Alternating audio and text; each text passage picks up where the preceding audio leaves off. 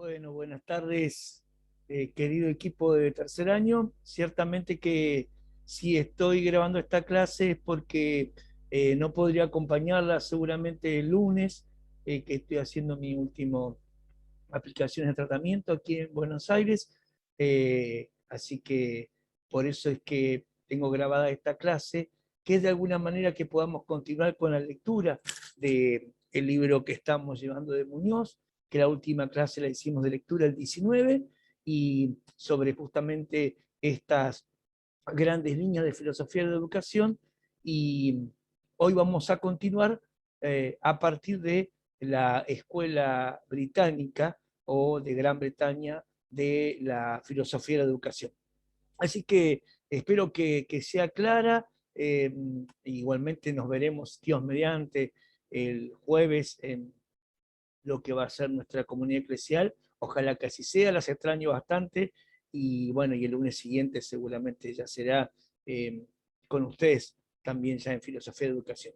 Entonces me voy a permitir compartir pantalla, voy a compartir justamente el texto que tenemos en común para que lo vayamos leyendo juntos. De alguna manera, si lo van a ver, a propósito, yo he ido subrayando para que sea más fácil también a ustedes, para que puedan tener en cuenta los apuntes. Hago simplemente este nexo. Lo último, ¿se acuerdan que Luján nos leía allá el 19 de octubre, cuando estábamos juntos? Ella le tocó leer la última parte de la filosofía de la educación en Estados Unidos, y lo que hicimos en ese caso fue ver toda la evolución en esa matriz anglosajona, pero sobre todo americana o norteamericana, desde John Dewey, ese fundador, ese gran fundador, hasta ese movimiento al principio crítico con él, un movimiento de evolución, si quiso ser, de pasar de esa estructura tan cerrada que tenía Dewey en cuanto a sus principios de que la filosofía era la que tenía que ser indivorciable, ¿no?, de la práctica educativa. Ellos lo que le otorgan es un criterio, la segunda línea, ¿no?, los que van a ser sus seguidores, como más comprometido con lo político social. Y por último, ¿se acuerdan? Cuando Luján nos leía la última parte, aquel 19 de octubre, ya estábamos en la teoría crítica posmoderna, donde de alguna manera se revertía el modelo y la práctica justamente educativa era la que de alguna manera hacía que uno después interpretara la teoría, es decir, como la experiencia por sobre la teoría. Bueno, vamos a comenzar entonces ahora con la filosofía de la educación en Gran Bretaña. Si es lunes, seguramente debe ser el Día de Todos los Santos, así que, bueno, una oración especial por todos nosotros para que podamos ciertamente ser buena gente, que eso es de alguna manera lo que para quienes creen y para quienes Dios es su motor, es lo que es ser santa o ser santo, ¿no? No es un altar, no es una veneración, ¿no? El ser santo, el ser santa es el hecho de poder ser agradable en el buen sentido a los ojos del Dios creador. Para aquellos que somos creyentes es como un sentido final de la vida, ¿no? Así que bueno, se los deseo de corazón. Y vamos entonces a comenzar entonces con la lectura, ¿eh? Dice así nuestra autora Vázquez, ¿no?, respecto a la filosofía de la educación ahora en Gran Bretaña. Para la mayoría de los autores que se han ocupado de la tradición británica en filosofía de educación, esta rama de la filosofía llega a tener una relativa autonomía entre los años 60 y 70, siglo XX por supuesto, y parece identificarse con el movimiento de la escuela analítica londinense. Bueno, acá el primer subrayado, por favor, ya coloquen los apuntes. Acá se va a nombrar, o se nombró, a quien va a ser la escuela más fuerte respecto de este pensamiento británico de la filosofía de educación, la escuela analítica. ¿En qué consiste la escuela analítica? Bueno, va a ser una escuela que va a tener dos grandes pilares. Primero, va a ser una filosofía que se va a encargar del lenguaje, o de la filosofía del lenguaje, y a su vez le va a aplicar a esa filosofía del lenguaje lo que se llama la lógica matemática o la lógica simbólica. Es decir, va a tratar de que analizar el lenguaje, ¿no?, tengamos que ver de dónde provienen los conceptos que arman esa estructura del lenguaje. Así que imagínense esto, que la filosofía de la educación, con esta escuela analítica como faro, va a ser terriblemente importante en la educación. Ahí dice justamente, lo nombra a continuación a Peters a la cabeza. Él va a ser efectivamente el gran autor, el gran mentor de la filosofía de la educación en esta escuela analítica. No de la escuela analítica, sino de la filosofía de la educación en la escuela analítica.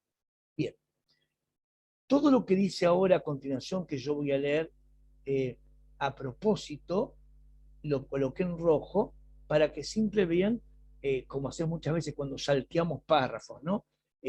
Lo que viene es que está en rojo, es una reflexión, pero no es precisamente lo que nosotros queremos ver como síntesis de la autora que estamos viendo, ¿no? Pero nos va a servir para ver qué pasó en ese entonces. Y dice así: este periodo es calificado por Furkin, ¿no?, en el 89 del siglo pasado, como el de una explosión. Atención con este término que coloca Furkin, ¿no? Una explosión debido, por una parte, a razones externas, y acá esta es la primera importante, atención para nosotros, la inclusión de la filosofía de la educación en los planes de formación docente. Pero principalmente, acá viene lo segundo, por un cambio de concepción en la naturaleza de la disciplina. ¿Cuál va a ser este cambio de concepción? Que de alguna manera se acuerdan de hablar de la filosofía pura de Dewey y las prácticas educativas como allá, como iluminadas a los críticos, ¿no?, que la experiencia estaba primero y de ahí se hacía la teoría. Acá vamos a ver, primero, que se incluye la filosofía de la educación en la formación docente. Y lo segundo, que hay un cambio en la naturaleza de esta disciplina llamada filosofía de educación. ¿Por qué está el cambio de concepción? Porque ahora se concibe desde el lenguaje y desde cómo se interpretan las cosas que se van a tener en cuenta en la educación, concretamente los conceptos. Fíjense que no voy a leer la parte que sigue, pero sí voy al próximo, en la página 25, al próximo párrafo. En 1963, acuérdense, decíamos que en la década del 50, 60 y 70 aparece esta filosofía en Gran Bretaña, ¿no?, esta filosofía de educación con este tinte analítico. Peters, que había sido discípulo de Israel Schiffer en Harvard, asume la cátedra de filosofía de educación en el Instituto de Educación de la Universidad de Londres. Y con él, con Peters, atención, se inicia la presencia dominante en este campo, es decir, en el campo de la filosofía de educación, de la filosofía analítica de orientación lingüística. ¿Vieron que yo les dije? La filosofía analítica era filosofía que se apoyaba en el estudio del lenguaje, el lenguaje común comunicacional, y también, ¿no?, en esa matriz de lógica que tiene, ¿no?, la lógica para poder saber cómo uno organiza los conceptos con los cuales uno se comunica. Sigo. Lo común a este movimiento, el de la filosofía analítica, orientación lingüística, es la adhesión al método de análisis conceptual. ¿Ven? Ahí tienen un primer subrayado. ¿Cuál era la metodología de esta filosofía analítica? El método de análisis conceptual. Es decir, cada término se analizaba en su lógica, cada concepto se analizaba qué es lo que había detrás de él, qué es lo que realmente yo quería comunicar. Y atención, le agrega algo más. Y el recurso a un tipo de desarrollo argumentativo. Bueno, justamente la lógica es eso, ¿no? Ver cuál es una premisa, cómo esa premisa uno puede responder para evidentemente llegar a una conclusión.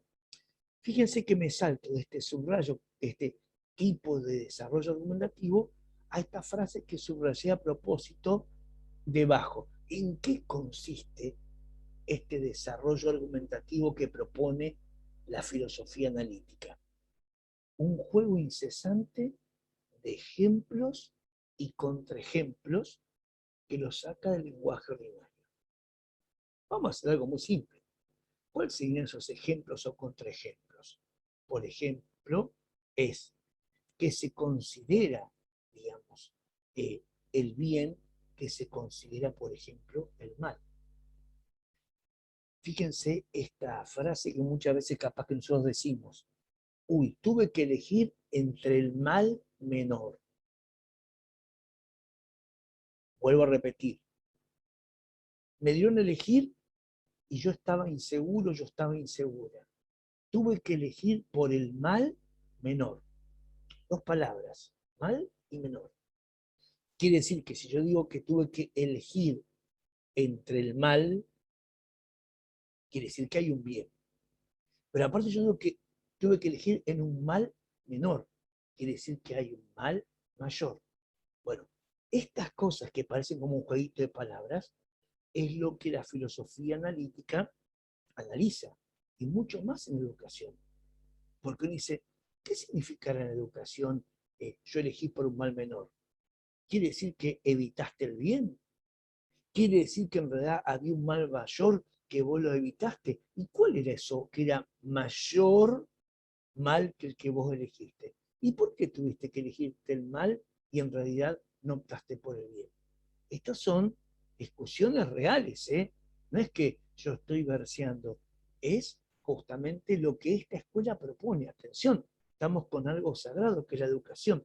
Entonces yo adhiero al método del análisis conceptual, o sea, de las palabras que yo concibo, pero también cómo argumento ese análisis.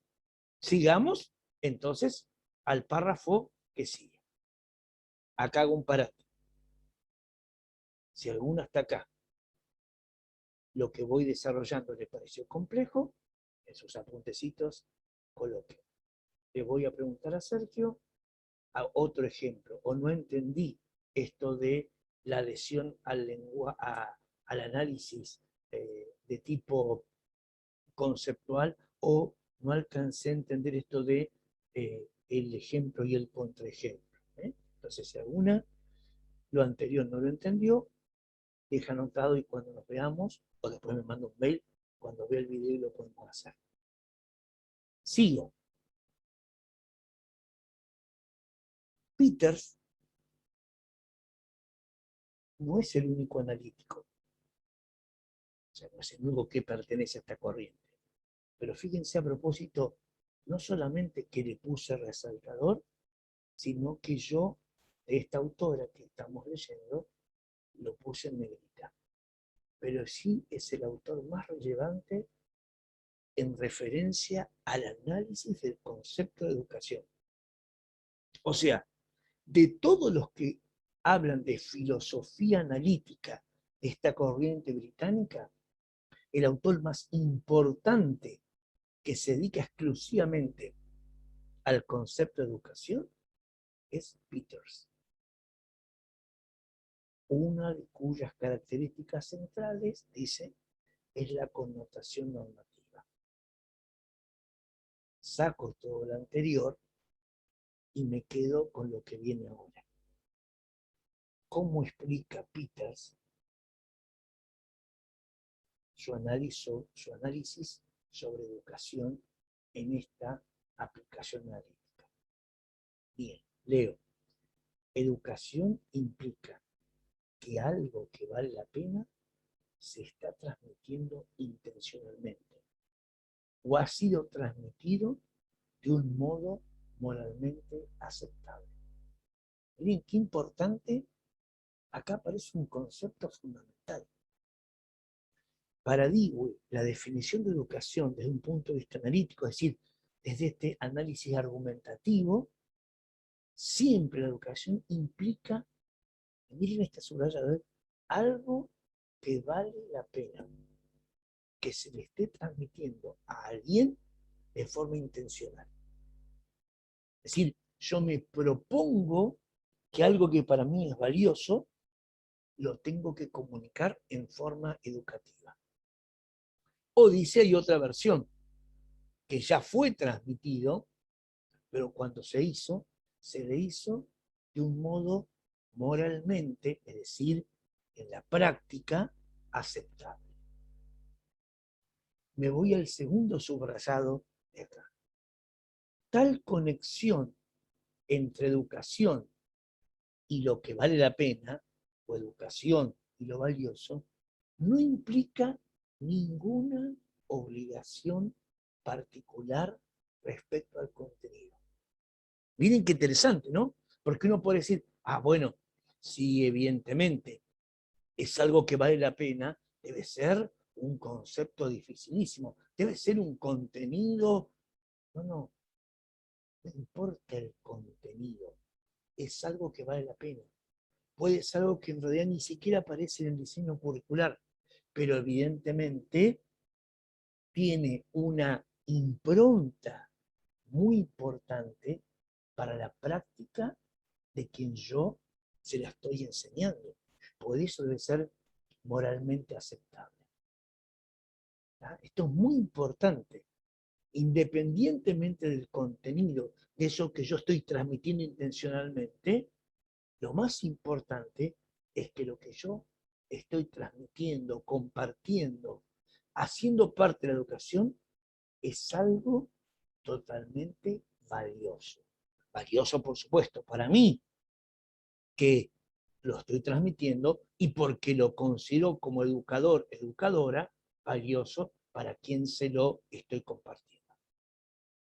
Voy a pasar, fíjense, a la página siguiente, y miren qué interesante esta frase tan linda de Peters, este autor que es, decíamos, el más importante de la filosofía analítica dedicado a la educación.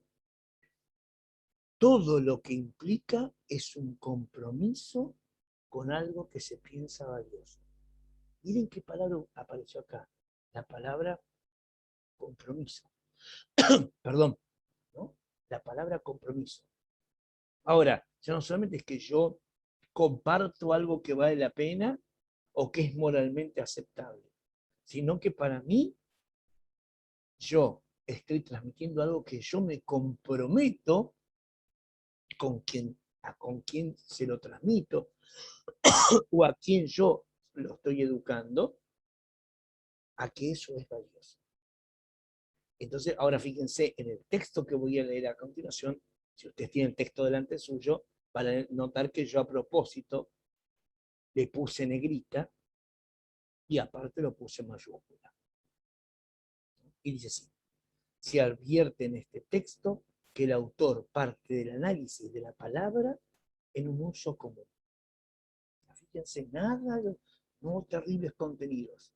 La educación es la palabra en un uso común. Y vuelvo a la frase textual de Peters. Educar implica transmitir algo que vale la pena. Y avanza en el análisis fundándose en el principio de no contradicción. ¿Cuál es este principio? Miren qué interesante lo que dice ahora. Educar es hacer pasar a alguien de un estado a otro que se considera mejor, más valioso. Miren, estas dos frases para ustedes ya tienen que ser la frase, como vimos las frases de Dewey, bueno, acá en Peters, que es el autor más importante de la filosofía analítica británica aplicado a educación, tiene estas máximas. Educar implica transmitir algo que vale la pena. Educar es hacer pasar a alguien de un estado a otro que se considera mejor, más valioso. Es decir, que vale la pena. Sigo.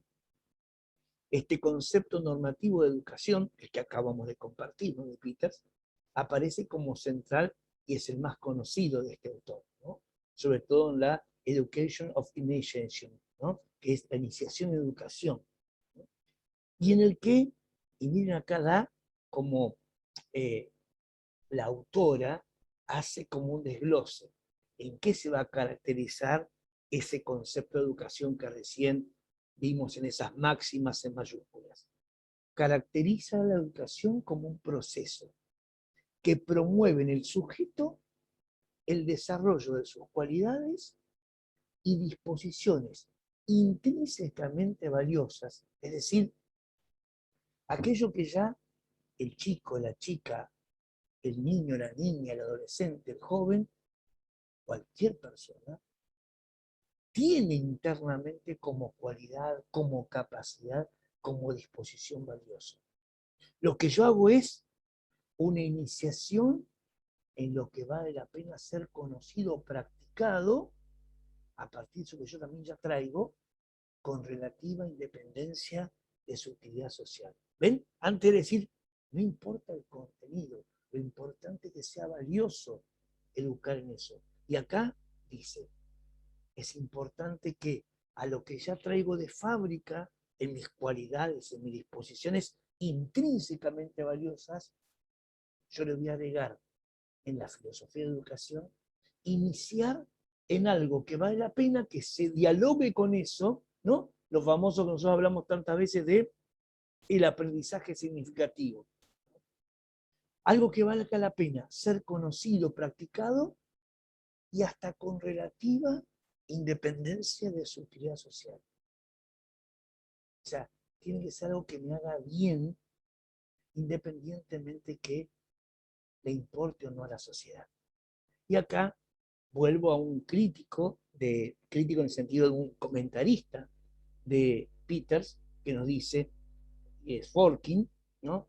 Y dice, la educación es considerada como una actividad que posee un fin en sí mismo. Y acá dice Forkin, esto dice Forkin, ¿no? A propósito, fíjense cómo Forkin, este autor que analiza a Peters, ¿no? Va a decir, eh,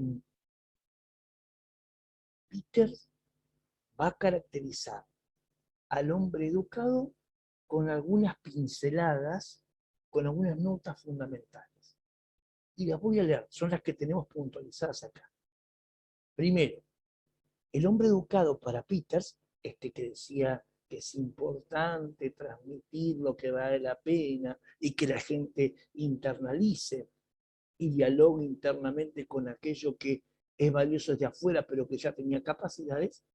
Lo primero es dominio de principios y criterios que le permitan organizar en esquemas conceptuales la mera información. Miren lo que es para Peters el modelo del hombre educado. Es aquel que logra tener un dominio criterioso que le permite organizar esquemas conceptuales todo lo que le llega como información.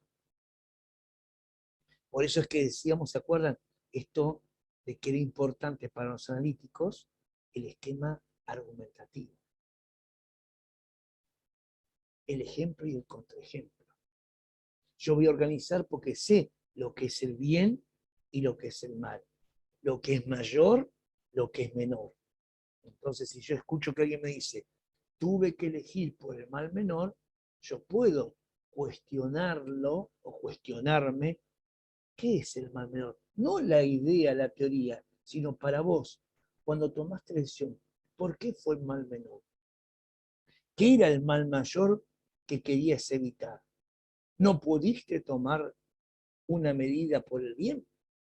Entonces, yo como tengo organizado mis esquemas conceptuales, yo eso lo puedo preguntar, repreguntármelo, lo puedo incluso incluir porque domino el criterio para eso.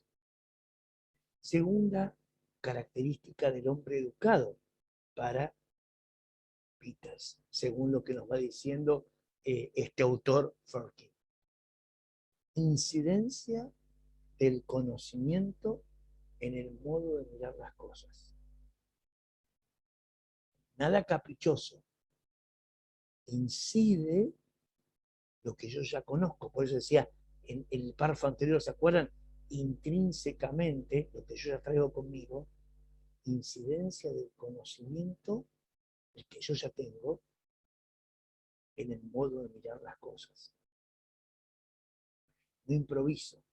El conocimiento que yo tengo, por más pobrecito que parezca, es el faro con el cual me habilita el modo de mirar las cosas. Vamos a la tercera. Dominio de las normas específicas que rigen el campo de conocimiento de su interés. Es decir, acá uno ya entra en la variante de la lógica, ¿no?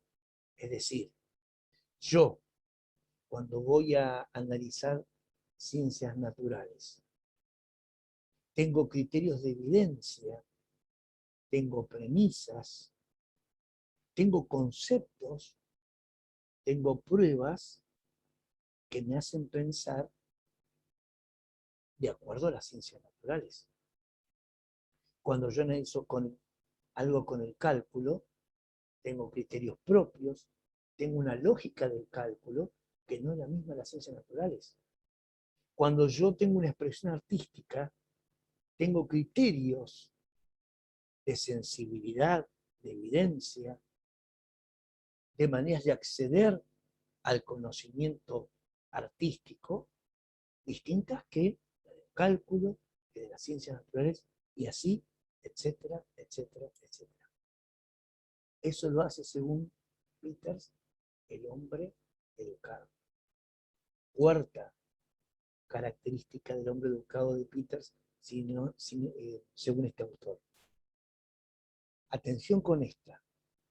Posesión de una perspectiva cognoscitiva, es decir, de la incidencia del saber científico en el modo de vida y de la relación entre ese saber científico con otros modos de conocimiento.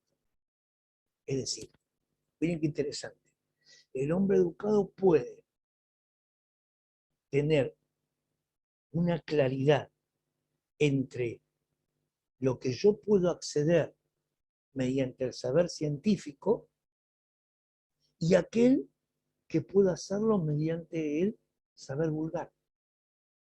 Por ejemplo, hay personas, según un ejemplo podría ser para Pitas, que dicen,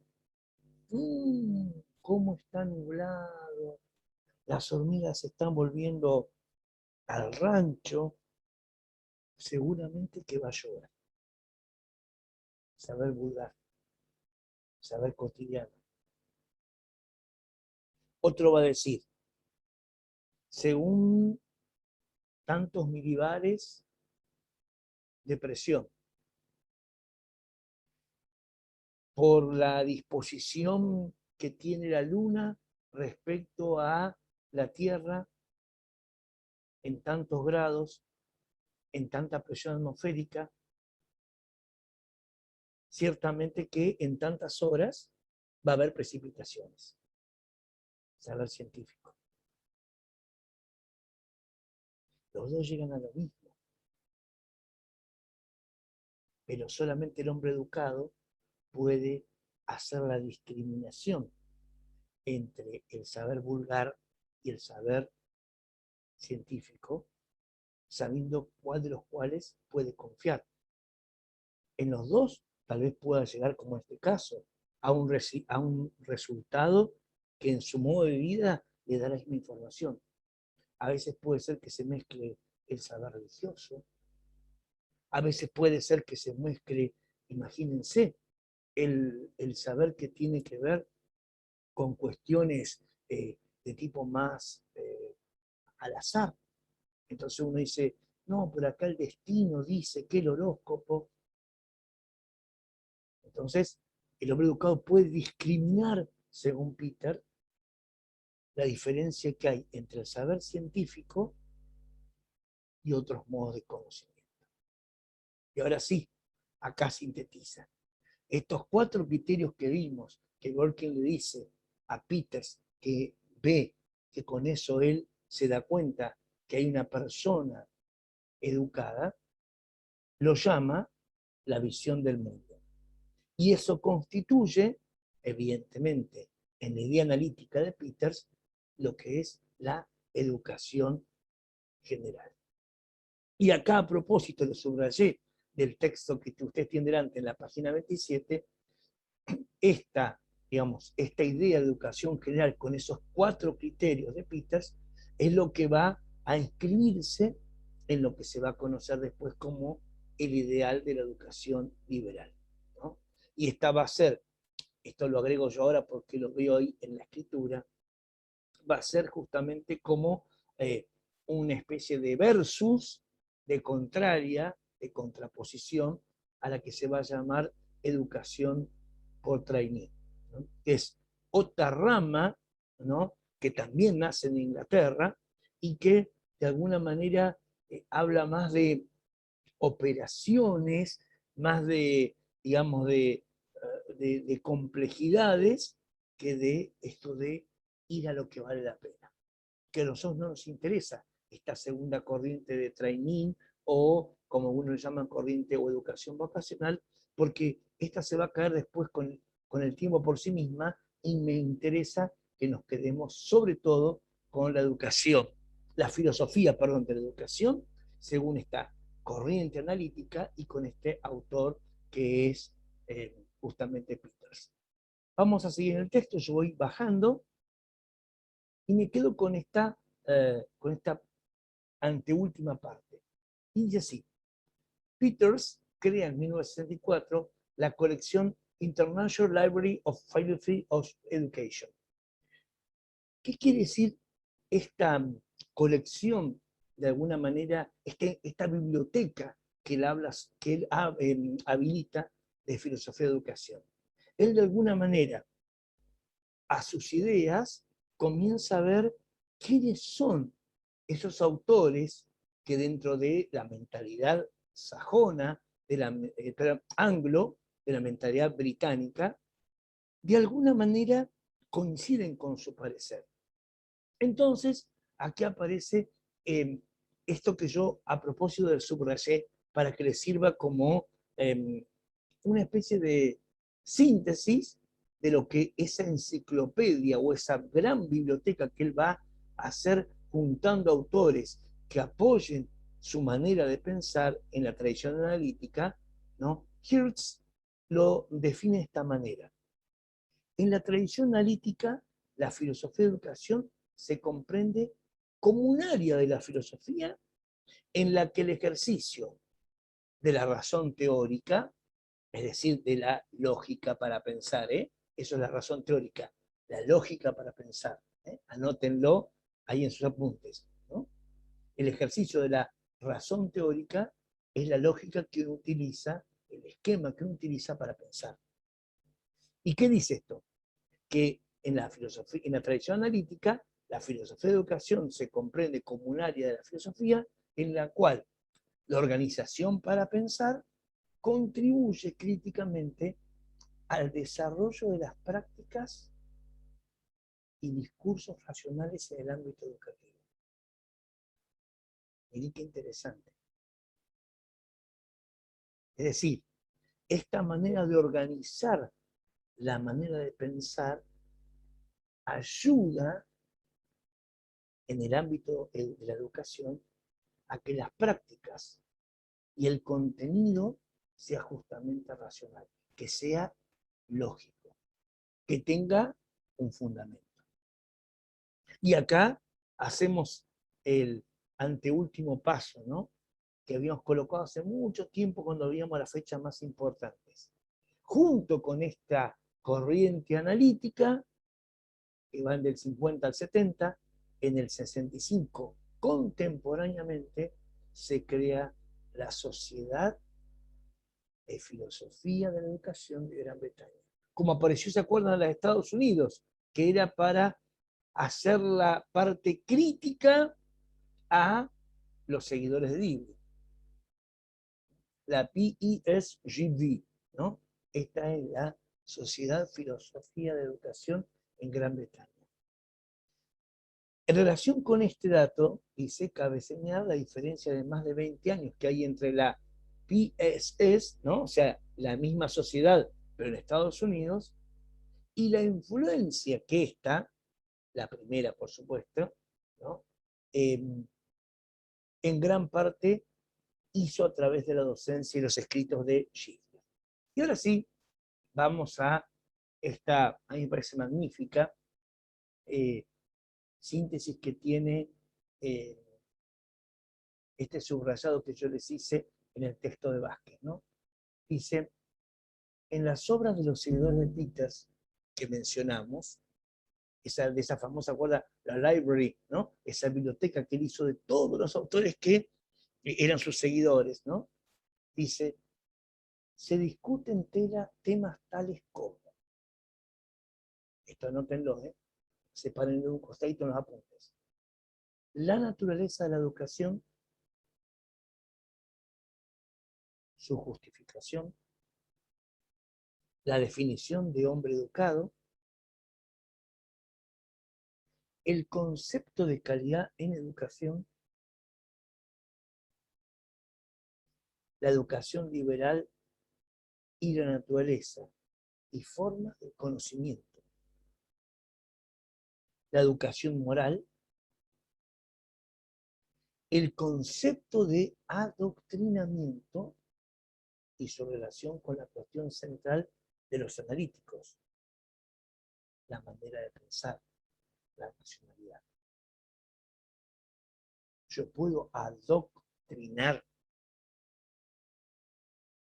yo puedo en educación bajar línea y a su vez estar educando en la racionalidad, en la forma de pensar. Miren que ese párrafo, guárdenlo, porque nos puede servir hasta, no las quiero asustar, hasta para un parcial, o hasta para un práctico. Porque no se olviden, subrayen claramente estas particularidades que tienen como temas que fueron parte de la discusión de los seguidores de Peters. Saltamos todo lo que viene a continuación, fíjense, y vamos a una especie de síntesis de las corrientes anglófonas en lo que es la Gran Bretaña. Y este párrafo que está ahí subrayado es como una parte evolutiva interesante que la tengamos en cuenta. Dice así, en la última mitad del siglo XX se han sucedido en la tradición anglófona como cuestiones centrales las siguientes. En los años 50, la política económica de acceso a la educación. Vaya notando como lo anterior, ¿no? ¿Qué cuestiones acapararon la atención de la tradición anglófona? En los años 50, esto va a ser, imagínense, en el 45 terminó la Segunda Guerra Mundial, es post-Segunda Guerra Mundial. Entonces, cuestión central, la política económica de acceso a la educación.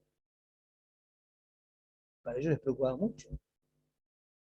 ¿Cómo hacían para que todos los años de adoctrinamiento que tuvo en muchos países la guerra, en otros, el que los chicos y las chicas no fueran por 2 años a la escuela?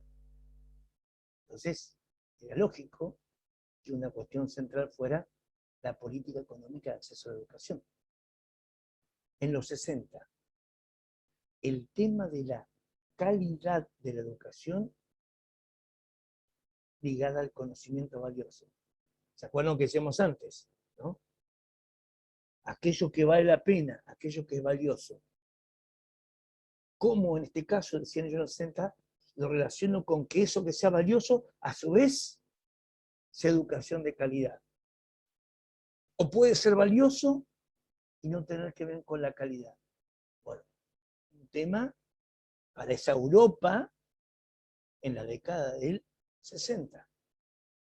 Imagínense que acá comienza a nivel del mundo toda la gran revolución que va a terminar inclusive en la revolución del 68 en las universidades, ¿no? El famoso París del 68.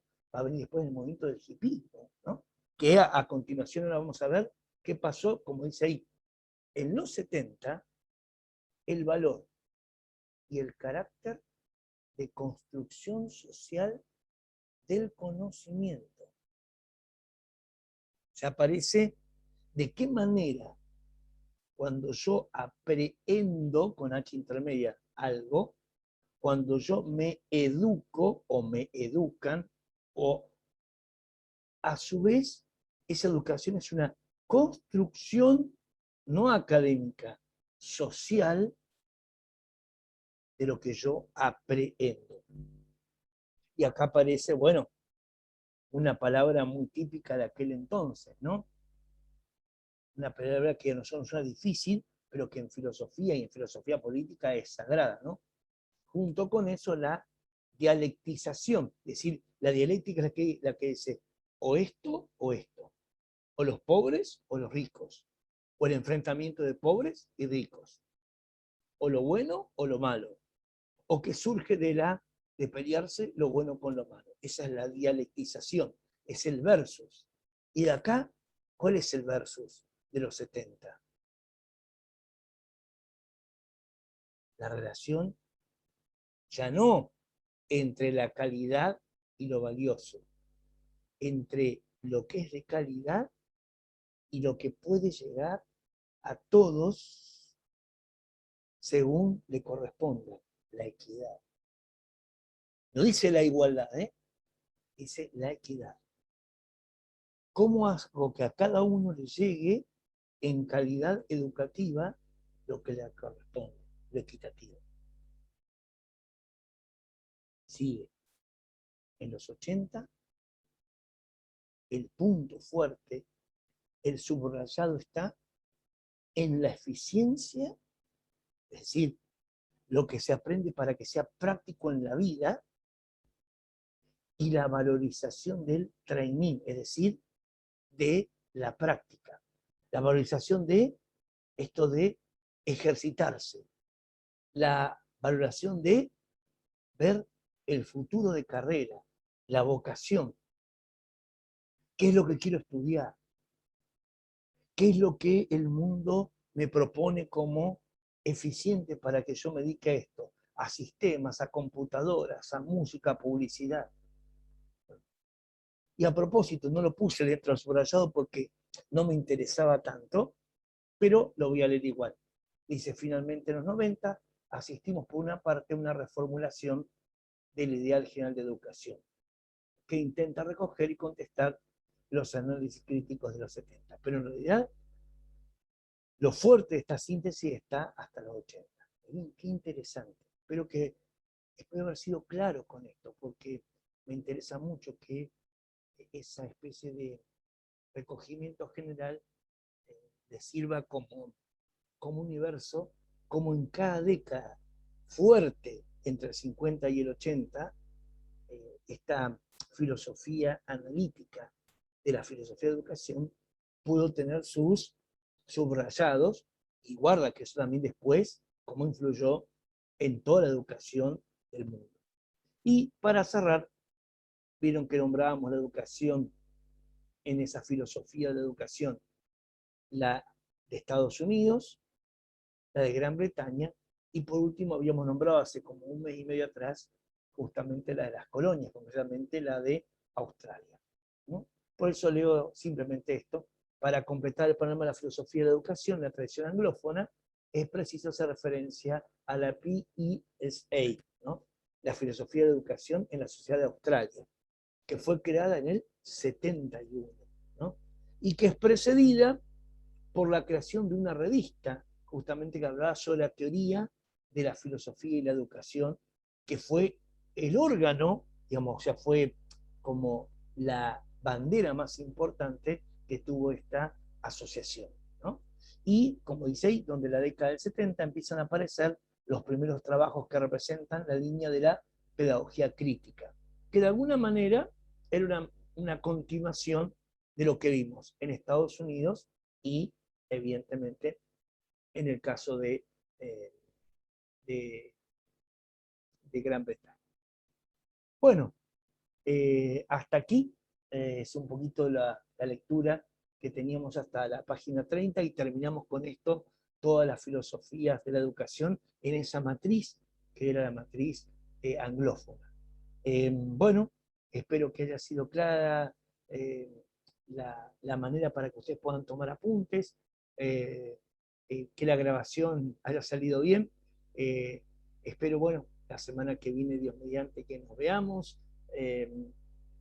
Seguramente esto va a ser el lunes, ojalá que yo creo que sí, que lo va a aceptar Verónica y nos va a permitir que podamos subir esto por YouTube en plataforma asíncrónica. Les deseo todo lo mejor, muchas gracias por lo que me escribió Martina, por haberme acompañado este tiempo, con sus oraciones, con su cariño. Aquí dejo de grabar y espero realmente el reencuentro. Un cariño grande para todas y por favor, anoten todo lo que podamos charlar si algo no quedó claro.